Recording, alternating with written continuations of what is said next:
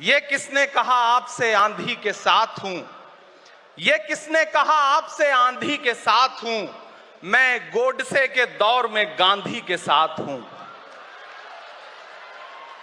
इस राष्ट्रीय अधिवेशन में पूरे भारत के एक एक छोर से, एक एक राज्य से आए हुए कांग्रेस पार्टी के जो तमाम सदस्य यहां पर उपस्थित हैं, मैं आपकी ऊर्जा को सलाम करता हूं और मैं आज जो प्रस्ताव पेश हुआ है उस पर बात करने के लिए आपके बीच में खड़ा हूं।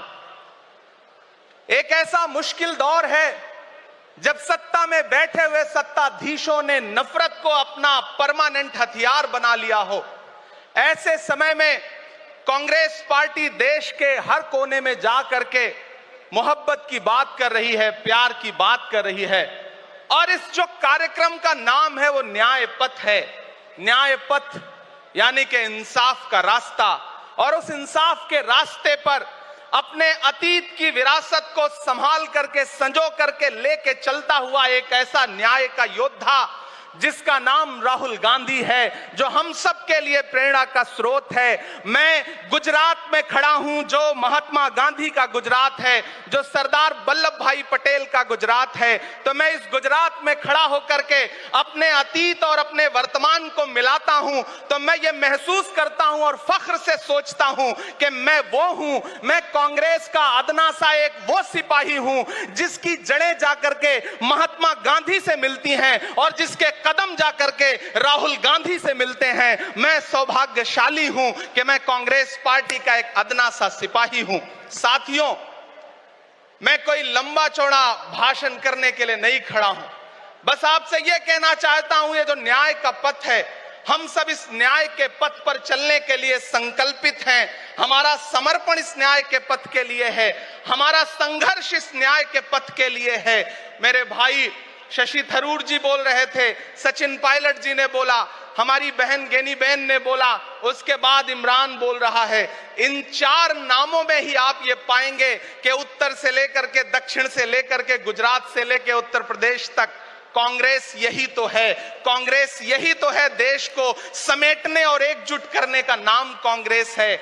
मुझे याद है कि जब कन्याकुमारी के साहिल पर खड़े होकर के, समंदर के साहिल पर खड़े होकर के हमारे नेता राहुल गांधी जी ने कहा था कि मैं 4000 किलोमीटर चलूंगा, एक नारा लगाऊंगा, नफरत छोड़ो भारत जोड़ो। हम सारे लोग उनके कंधे से कंधा मिला करके, उनके कदम से कदम मिला करके 4000 किलोमीटर चलते रहे। मैंने देखे हैं राहुल गांधी जी के पांव के छाले, मैंने देखा है उनका बहता हुआ पसीना। लेकिन हम आपसे पूछना चाहते हैं और इस स्टेज पर मौजूद कांग्रेस पार्टी के अपने तमाम वरिष्ठ नेताओं से भी ये निवेदन करना चाहते हैं कि जिस पथ पर, जिस इंसाफ के रास्ते पर राहुल गांधी इस मुश्किल वक्त में निकले हैं, हम उस लड़ाई में किस तरह से, कितने जोश के साथ राहुल गांधी जी के साथ खड़े हैं, यही तय करेगा। राहुल जी ने कहा है कि अगला निशाना, अगली जीत, अगला राज्य जहां कांग्रेस पार्टी जीतेगी वो गुजरात होगा। तो याद रखिए कि हार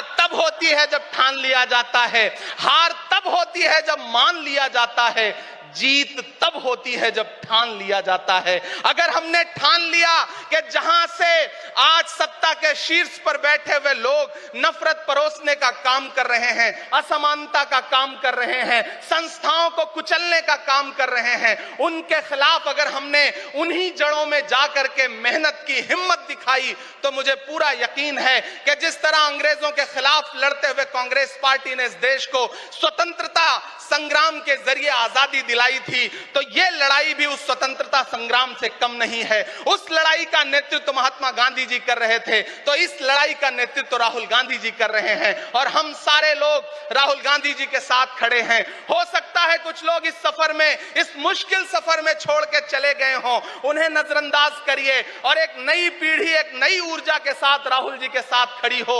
मैं तो कहना चाहता हूं कि कांटे गुल के साथ नहीं चल सकते हैं, बुज़दिल खुल के साथ नहीं चल सकते हैं, रास्ते में जो छोड़ गया उसे जाने दो, सब राहुल के साथ नहीं चल सकते हैं। आप सारे लोग, हम सारे लोग और इस देश के लाखों लाख करोड़ों करोड़ लोग राहुल गांधी जी के साथ खड़े हैं और यहां खड़ा होकर के इस देश के पिछड़ों को, आदिवासियों को, दलितों को, अल्पसंख्यकों को मैं सबको भरोसा दिलाते हुए इतना कहना चाहता हूं कि मेरे भाई, कांग्रेस ही है जो आपकी असली लड़ाई लड़ रही है। मुझे वो दिन याद है कि यह सरकार जब एक बिल लेकर के आई तो रात के 3 बजे भी आदरणीय सोनिया गांधी जी राज्यसभा में मौजूद थी इस देश के लिए, इस संविधान के लिए लड़ाई लड़ने के लिए। और राहुल गांधी जी भी लोकसभा में मौजूद थे उससे एक दिन पहले। जिस संजीदगी के साथ वो लड़ाई लड़ रहे हैं, हम सारे लोग उनके साथ खड़े हैं। और मैं ज्यादा भाषण नहीं करूंगा, जाते जाते बस आपसे इतना कह के जाना चाहता हूं साथियों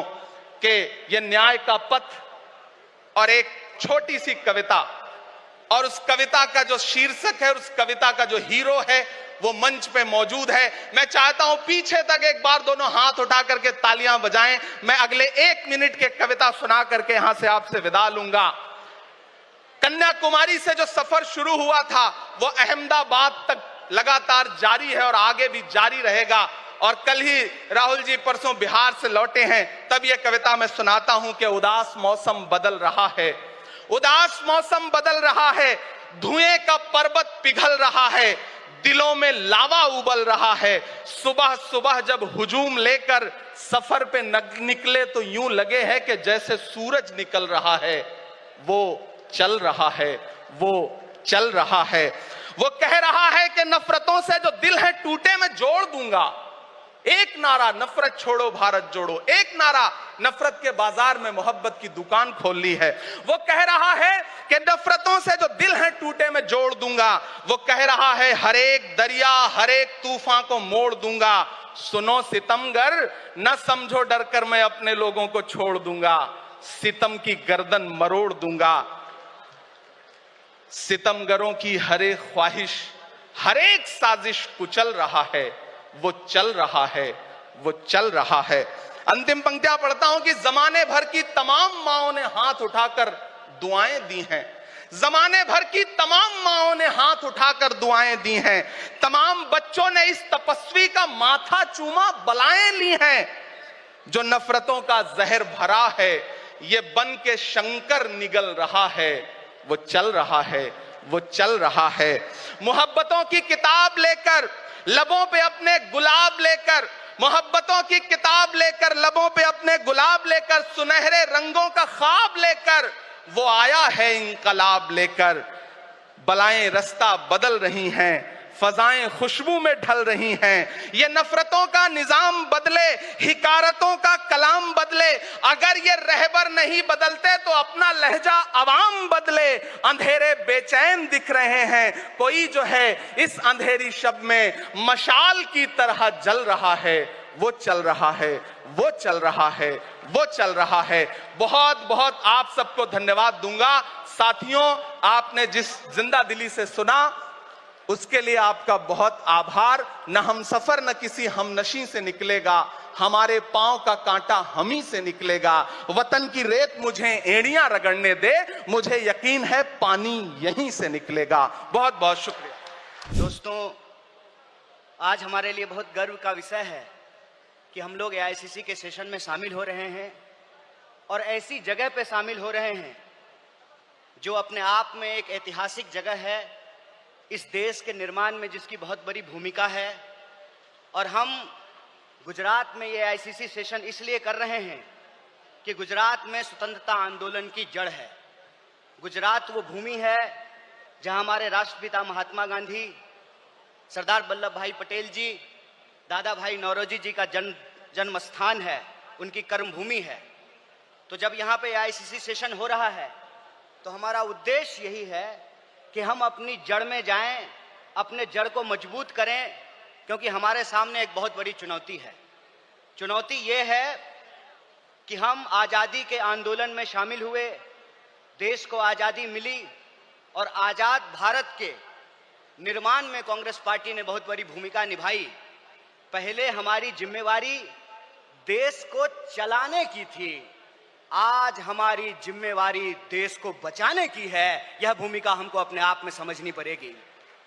देश को चलाने की जिम्मेवारी ऐसे थी कि देश आजाद हुआ, देश का संविधान बना और उस संविधान के आधार पर भारतीय लोकतंत्र फलना फूलना शुरू किया। कुछ दशकों के बाद कुछ ऐसी शक्तियां आज सत्ता पर काबिज हुई है जिन्होंने आजादी के आंदोलन में हिस्सा नहीं लिया। इसीलिए मैं बार बार कहता हूं, देश को आजादी माफी मांगने से नहीं, देश को आजादी लाठी खाने से मिली है, जेलों में जाने से मिली है। यह जो आजादी मिली है, इस आजादी को जो लोग मानते नहीं हैं, कहते हैं ना, जिन्होंने अपना खून पसीना नहीं बनाया हो घर को बनाने में, उनको घर की बचाने की कोई जद्दोजहद नहीं होती है। घर को जब बिगड़ रहा हो तो उनको कोई तकलीफ नहीं होती है। जो संविधान को बनाए हैं वही संविधान को बचाना चाहते हैं। जो आजादी दिलाए हैं वही आजादी को बचाना चाहते हैं। जो देश को बनाए हैं उन्हीं को देश को बचाना पड़ेगा।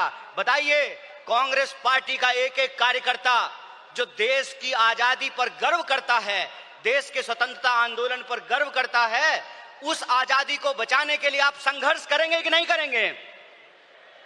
अगर आप संघर्ष करेंगे तो ये लड़ाई बिल्कुल आमने सामने की लड़ाई है।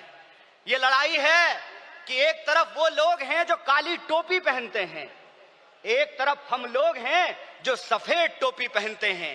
वो जो काली टोपी पहनने वाले लोग हैं वो काले कानून लेकर के आते हैं।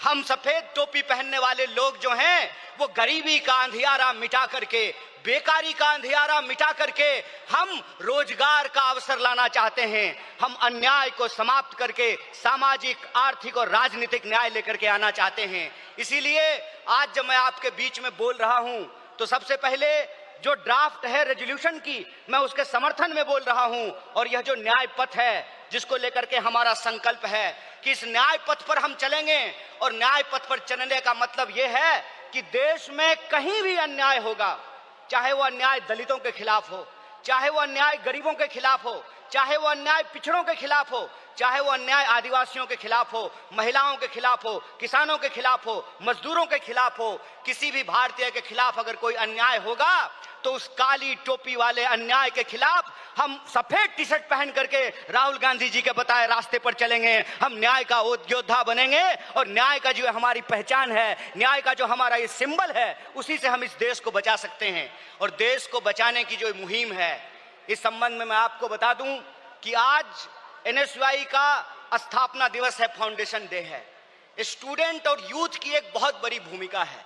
स्टूडेंट और यूथ अलग अलग तरीके से इस देश में अपने हक और अधिकार को लेकर के संघर्ष कर रहे हैं। यह जो लड़ने वाले लोग हैं, जो न्याय के लिए लड़ रहे हैं, वो असल में कांग्रेसी हैं। और जो विचारधारा से कांग्रेसी हैं उनको हमको साथ लेकर के आना पड़ेगा।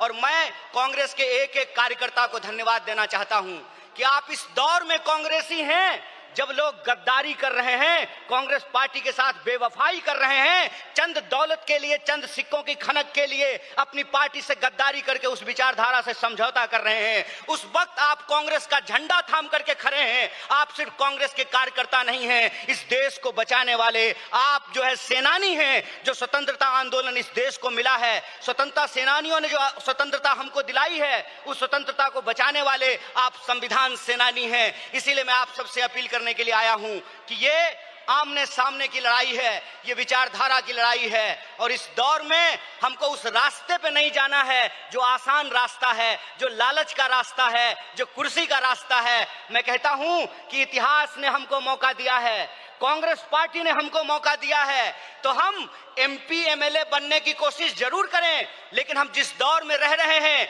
ये वो दौर है कि हमारे सामने एमपी एमएलए बनने के अलावे गांधी बनने का अवसर है, भगत सिंह बनने का अवसर है, सरदार वल्लभ भाई पटेल बनने का अवसर है, सुभाष चंद्र बोस बनने का अवसर है, एनी बेसेंट बनने का अवसर है, अंबेडकर बनने का अवसर है। इसीलिए मैं अपने कांग्रेस पार्टी के एक एक कार्यकर्ताओं को एआईसीसी के इस मंच से कहना चाहता हूं कि यह जो रेजोल्यूशन है, यह रेजोल्यूशन कागज पे लिखे हुए कोई शब्द नहीं है, यह संकल्प है। और उस संकल्प पे हम समर्पण के साथ चलेंगे, संघर्ष करेंगे। और संघर्ष करेंगे तो इस विपरीत परिस्थिति में हमारी जीत सुनिश्चित है। मैं देखता हूं कि कई बार कांग्रेस के कई कार्यकर्ता निराश हो जाते हैं, तो मैं उनको कहता हूं कि यह वक्त निराश होने का वक्त नहीं है, यह अपनी काबिलियत साबित करने का वक्त है, यह अपनी विचारधारा को साबित करने का वक्त है। और जावेद अख्तर ने बखूबी इस बात को लिखा है कि इस मुल्क में दो आवाजें हैं, इस मुल्क में दो आवाजें हैं। इस मुल्क में एक वो आवाज है जो दंगा कराना चाहता है, खून खराबा करना चाहता है, नफरत फैलाना चाहता है, और एक वो आवाज है जो मोहब्बत और न्याय की आवाज को बुलंद करना चाहता है। इसीलिए हम कहते हैं कि मुझे पामाल रस्तों का सफर अच्छा नहीं लगता, जिस दर जाते हैं लोग उधर जाना अच्छा नहीं लगता। आप कांग्रेस पार्टी के ईमानदार कार्यकर्ता हैं, आपके कंधे पर देश को बचाने की जिम्मेवारी है, आपके कंधे पर संविधान को बचाने की जिम्मेवारी है, और हमको पूरा भरोसा है कि आईसीसी सेशन के माध्यम से पूरे देश में यह संदेशा जाएगा और कांग्रेस पार्टी का एक एक कार्यकर्ता मजबूत होकर के अपनी काबिलियत को साबित करेगा। वह पथ क्या, पथिक कुशलता क्या, जिस पथ में बिखरे सूल ना हो, नाविक की धैर्य परीक्षा क्या, जब धाराएं प्रतिकूल ना हो। इस प्रतिकूल समय में कांग्रेस पूरे दमखम के साथ उस काली विचारधारा के खिलाफ, उस काली टोपी के खिलाफ टी शर्ट पहन करके लड़ेगा, और यह टी शर्ट का जो सिंबल है वो न्याय का सिंबल है। उस अन्याय के खिलाफ हमको इस न्याय की आवाज को बुलंद करना है। मुझे पूरा भरोसा है कि आईसीसी सेशन से निकल करके हम अपने जिलों में जाएंगे, अपने बूथों पर जाएंगे, और समाज में, देश में जहां कहीं भी अन्याय होगा, हम कांग्रेस पार्टी बन करके, कांग्रेस का कार्यकर्ता बन करके, गांधी का सिपाही बन करके गोडसेवादी विचारधारा को परास्त करने का काम करेंगे। बहुत बहुत शुक्रिया, बहुत बहुत धन्यवाद। इनकलाब जिंदाबाद, जय हिंद, जय कांग्रेस। एक बार जोर से आवाज बुलंद कीजिए। यह आवाज साबरमती आश्रम से दिल्ली के तख्त तक पहुंचनी चाहिए। जय हिंद, जय हिंद, जय कांग्रेस। मैं बहुत सौभाग्यशाली हूं और गर्वान्वित महसूस करता हूं, गर्व इस बात का कि जो प्रस्ताव न्याय पथ के नाम से कार्य समिति ने कल बनाया है वो आप सबके समक्ष हम लोग रख रहे हैं। And for those of our friends who don't speak Hindi, it will be available in English to all of you. साथियों, आज से ठीक 100 साल पहले महात्मा गांधी जी ने कांग्रेस पार्टी का अध्यक्ष पद संभाला था, और ये 150वीं जयंती सरदार पटेल साहब की है। इस ऐतिहासिक अधिवेशन में हम यहाँ मौजूद हुए हैं, और अभी आपने खड़गे साहब का भाषण सुना। देश में जो हालात बने हैं वो हम सबके सामने हैं, लेकिन आज न्याय पथ की क्यों जरूरत पड़ी है? देश में जो सरकार काम कर रही है, पिछले 10 सालों में महंगाई, बेरोजगारी, आर्थिक असमानता, ध्रुवीकरण और क्रूरता की सारी हदें पार कर चुकी है, और भारतीय राष्ट्रीय कांग्रेस अब नफरत, नकारात्मकता और निराशा के इस वातावरण को बदलकर न्याय और संघर्ष के रास्ते पर चलने के लिए प्रतिबद्ध है। कांग्रेस की रगों में कुर्बानी और राष्ट्रवाद भरा हुआ है, लेकिन कांग्रेस के लिए राष्ट्रवाद क्या है? जो लोग राष्ट्रवाद की दुहाई देते हैं, राष्ट्रवाद का चोला ओढ़कर वोट बटोरने का काम करते हैं, मैं उन लोगों को बताना चाहता हूं कि कांग्रेस पार्टी का जन्म संघर्ष के लिए हुआ, देश की आजादी के लिए हुआ, और कांग्रेस पार्टी के सुनहरे इतिहास में हमारे नेताओं ने जो कुर्बानियां दी हैं उसका पूरे देश और दुनिया में कोई दूसरा उदाहरण नहीं है। कांग्रेस पार्टी के नेताओं ने देश को अखंड रखने के लिए, चाहे इंदिरा गांधी जी हो, चाहे राजीव गांधी जी हो, चाहे सरदार बेअंत सिंह हो, उन्होंने अपने प्राण न्यौछावर किए, छातियों पे गोलियां खाई इस देश की अखंडता और समृद्धता को एक रखने के लिए। ये कांग्रेस का राष्ट्रवाद है। कांग्रेस का राष्ट्रवाद भारत को जोड़ने का है, भाजपा का राष्ट्रवाद समाज को तोड़ने का है। कांग्रेस का राष्ट्रवाद भारत की अनेकता को एकता में मिलाने का है, और भाजपा का राष्ट्रवाद अनेकता को खत्म करने का है। सत्ता को हथियाने के लिए और बरकरार रखने के लिए धर्म, जाति, क्षेत्रवाद, भाषा, पहनावा और खान पान में लोगों को बांटने के लिए जो राष्ट्रवाद की दुहाई देते हैं, उनको आईना दिखाने का अब समय आ चुका है। वो लोग जो कांग्रेस मुक्त बनाने की बात करते हैं, मैं याद दिलाना चाहता हूं आपको, राजीव गांधी जी प्रधानमंत्री बने थे तो कांग्रेस के पास 400 से ज्यादा सांसद थे। हमने कभी नहीं सुना राजीव जी को बोलते हुए कि विपक्ष मुक्त देश बनाना चाहते हैं या भाजपा मुक्त देश बनाना चाहते हैं। लेकिन घमंड की ये परिकाष्ठा हो गई है कि कांग्रेस मुक्त बनाना चाहते हैं। मैं उन सब विरोधी ताकतों को बताना चाहता हूं कि कांग्रेस की जड़ें देश में तो बहुत मजबूत हैं ही, लेकिन गुजरात में भी बहुत मजबूत हैं। और 400 पार का नारा देने वालों को पिछले लोकसभा चुनाव में जनता ने आईना दिखा दिया और बैसाखियों पर लाके खड़ा कर दिया सरकार चलाने के लिए। प्रजातंत्र की पहरी है और संविधान की रक्षक है कांग्रेस पार्टी। 1950 में जब संविधान लागू हुआ था, उससे पहले बाबा साहब अम्बेडकर ने खुद 25 नवंबर 1939 को संविधान सभा में कहा था कि कांग्रेस के बिना संविधान बनाना असंभव था। पिछले 75 सालों में कई सरकारें देश में आई, कांग्रेस की और गैर कांग्रेस की, लेकिन हर सरकार ने मूलतः संवैधानिक संस्थाओं को पोषित करने का काम किया, संवैधानिक संस्थाओं को संरक्षण देने का काम किया। लेकिन दुर्भाग्य से पिछले 10 साल से जो सरकार दिल्ली में बैठी है, उन्होंने जानबूझकर नीतिगत तरीके से सभी संवैधानिक संस्थाओं को जानबूझकर खोखला करने का काम किया है, उनकी पारदर्शिता को समाप्त करने का काम किया है। और ये आज की बात नहीं है। फरवरी 2000 में भाजपा की सरकार ने संविधान की समीक्षा के लिए एक आयोग बनाया और साजिशपूर्ण तरीके से खिलवाड़ करने की कोशिश करी, लेकिन राष्ट्रव्यापी विरोध किया कांग्रेस ने, पूरे देश के लोगों ने उनको अपने हाथ पीछे खींचने पड़े। और 2024 के लोकसभा चुनाव से पहले भाजपा नेताओं ने खूब कहा 400 पार करा दो, और भाजपा के सांसदीय उम्मीदवारों ने कई बार नारा देकर अपनी दुर्भावना को प्रकट किया कि कैसे वे संविधान के खिलवाड़ करना चाहते हैं। साथियों, भाषण देना अलग बात है, लेकिन सरकार के कामकाज को आप देखिए।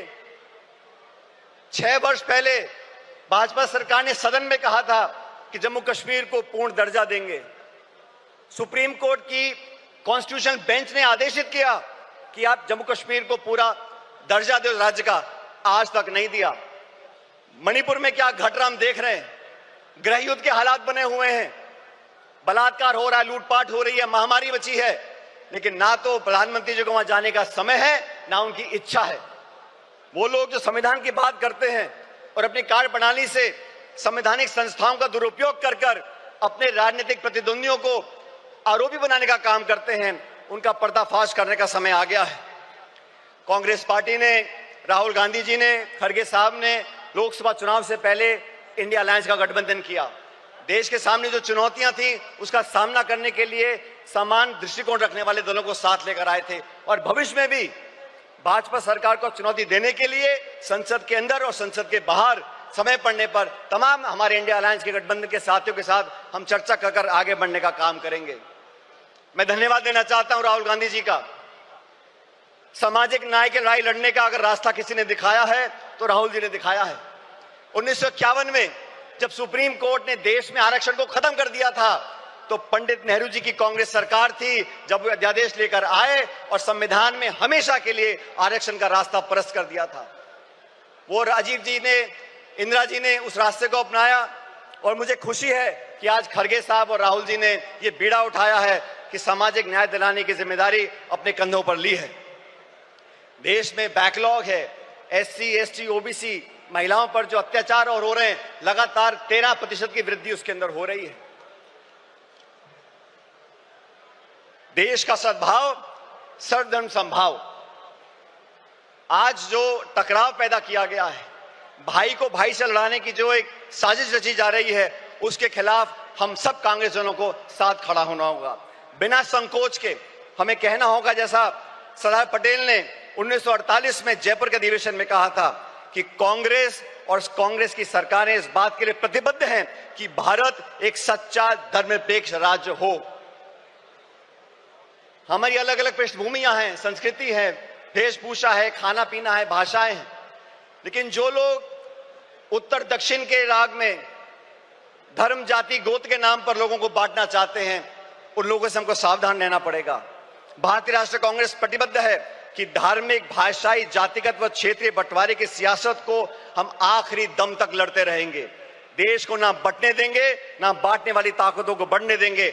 हमारा वही नारा है, नफरत छोड़ो और भारत जोड़ो, जो नारा राहुल जी की यात्रा में हम सब लोगों ने बड़ी गुरजोर से कहा था। महिला अधिकार की बातें करते हैं, आदि आबादी और पूरा हक, ये कांग्रेस का संकल्प है। एनी बेसेंट से लेके सरोजिनी नायडू जी, नेली सेनगुप्ता जी, इंदिरा गांधी जी, सोनिया गांधी जी ने हमेशा महिलाओं के अधिकारों को पहली पंक्ति में लाने का काम किया है। पिछले एक दशक में महिला अत्याचार, शोषण, प्रताड़पन, अपराध इतने बढ़ गए हैं कि भारत मां की आत्मा पूर्णतः छलनी हो गई है। केंद्र की भाजपा सरकार के आदेश पर महिला पहलवान बेटियों को दिल्ली की सड़कों पर जो घसीटा गया, या मणिपुर में मां बहनों को सार्वजनिक तौर से निर्वस्त्र कर घुमाया गया, हाथरस से लेकर उन्नाव तक भारत मां के सीने पर ऐसे हजारों घाव हैं। आए दिन देश की बेटियों के बारे में भाजपा के मुख्यमंत्री, केंद्रीय मंत्री और उनसे संबंधित संस्थाएं जिस प्रकार उनके पहनावे, आचरण, चरित्र, बाहर जाने के समय उनकी स्वतंत्रता, खान पीन व निर्णय लेने की क्षमता को लेकर लगातार आपत्ति उठाते रहते हैं, उसका हमको विरोध करना पड़ेगा। ये वो सरकार है जो किसानों का विरोध करती है। मुझे फक्र है कि हम उस पार्टी के कार्यकर्ता हैं जिसने संकल्प लिया है कि हम लोग किसानों का एमएसपी पर एक कानूनी अधिकार जनता को देंगे और 50% से ऊपर समर्थन मूल्य किसान को मिलेगा। श्वेत क्रांति, हरित क्रांति, मिनिमम सपोर्ट प्राइस, ये सब कांग्रेस की सोच का परिणाम रहा। भाजपा ने तो 3 काले कानून लेकर आए, 16 महीने तक आंदोलन हुआ, 700 किसान शहादत हो गई उनकी, और फिर जाके भाजपा को अपने हाथ पीछे खींचने पड़े।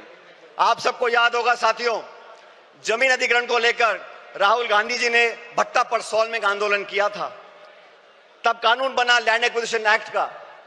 उस भट्टा परसौल के आंदोलन के बाद से तमाम चंद उद्योगपति और भाजपा की सरकार ने मिलकर राहुल जी की छवि को धूमिल करने का काम किया था, और आज तक वो इस काम में लगे हुए हैं, क्योंकि गरीब की, किसान की, मजदूर की, अपेक्षित की आवाज उठाने का काम राहुल जी करते हैं, कांग्रेस पार्टी करती है। आज इस अधिवेशन से, इस प्रस्ताव के माध्यम से हम एक बार फिर किसान के प्रति अपने समर्थन को रेखांकित करना चाहते हैं। अर्थव्यवस्था की हम बात करें 2 मिनट के लिए। मनमोहन सिंह जी की सरकार में 10 साल में 27 करोड़ लोगों को गरीबी रेखा से उठाया गया, 8% की जीडीपी ग्रोथ हुई। आज के जो हालात हैं, और कृपया करके गौर से सुनिए, इस देश के जो 1% सबसे अमीर लोग हैं उनके पास देश की 40% संपत्ति है। 1% अमीर लोगों के पास 40% संपत्ति है, और जो निचले 50% लोग हैं उनके पास मात्र 6.5% संपत्ति इस देश की है। हम लोग आज अधिवेशन मौजूद हैं, ये संकल्प लेके यहां से जाना पड़ेगा। कर्नाटका में हम लोगों ने संकल्प लिया कि 2025 संगठन का वर्ष होगा। साथियों, मैं चाहता हूं इस अधिवेशन की महक पूरे देश के हर गांव, हर ढाणी, हर कस्बे तक पहुंचे। जिस इच्छा शक्ति के साथ हम संघर्ष कर रहे हैं, जिस मजबूती से राहुल गांधी जी, मोदी जी और पूरी सरकार को चुनौती दे रहे हैं, उनके साथ कंधे से कंधा मिलाकर हम लोगों को राजनीतिक विजय प्राप्त करनी पड़ेगी। और राजनीतिक विजय प्राप्त करने के लिए संगठन को मजबूत करना बहुत जरूरी है। न्याय का संकल्प, संघर्ष का पथ। आज साथियों, हम एकजुट हो जाएं, पूरी दृढ़ इच्छा शक्ति के साथ न्याय का संकल्प करें, संघर्ष के पथ पर आगे बढ़ें। और आज इस बेहद कठिन दौर से हम गुजर रहे हैं, लेकिन हम सभी साथी कार्यकर्ता मजबूती से कांग्रेस की अपनी असीम संगठनात्मक क्षमता, दक्षता, कार्यकुशलता के आधार पर अधिक से अधिक विस्तार करें, और भारतवासियों के लिए न्याय के संघर्ष का संकल्प सरकार हम साकार करेंगे। ये संघर्ष रंग लाएगा और विजय दिलाएगा। मैं अंत में दिनकर साहब की कुछ पंक्तियों को परिभाषित कर आपके बीच रखना चाहता हूं। चले संघर्ष आठों याम तुमसे, चले संघर्ष आठों याम तुमसे, करेंगे अंत तक संग्राम तुमसे। हमारे न्याय की संकल्पना साकार होगी, कांग्रेस की फिर जय जयकार होगी। बहुत बहुत धन्यवाद। जय हिंद। मैं सबसे पहले आदरणीय कांग्रेस सभापति मल्लिकार्जुन खड़गे जी का, राहुल गांधी जी का, सोनिया गांधी जी का, केसी वेणुगोपाल जी का, अजय माकन जी का तहे दिल से शुक्रिया अदा करता हूं, क्योंकि उन्होंने 2025 के इस अहम वर्ष को संगठन का वर्ष कर दर्जा दिया है। और एक कार्यकर्ता होने के नाते आज इन्होंने संगठन को जो तवज्जो दी है, जो महत्व दिया है, मैं तहे दिल से मैं इन सभी नेताओं का शुक्रिया अदा करता हूं। हाल में ही दिल्ली में 4 दिन के कार्यकाल में पूरे भारत के विभिन्न प्रांतों से आए हुए सभी जिला अध्यक्षों को आदरणीय खड़गे जी ने संबोधित किया, आदरणीय राहुल गांधी जी ने संबोधित किया। जो एक जिला अध्यक्ष को आज जो इन्होंने सम्मान दिया है, मैं जिला अध्यक्षों की तरफ से मैं राहुल गांधी जी, आदरणीय खड़गे जी और केसी वेणुगोपाल जी का तहे दिल से मैं धन्यवाद और शुक्रिया अदा करता हूं।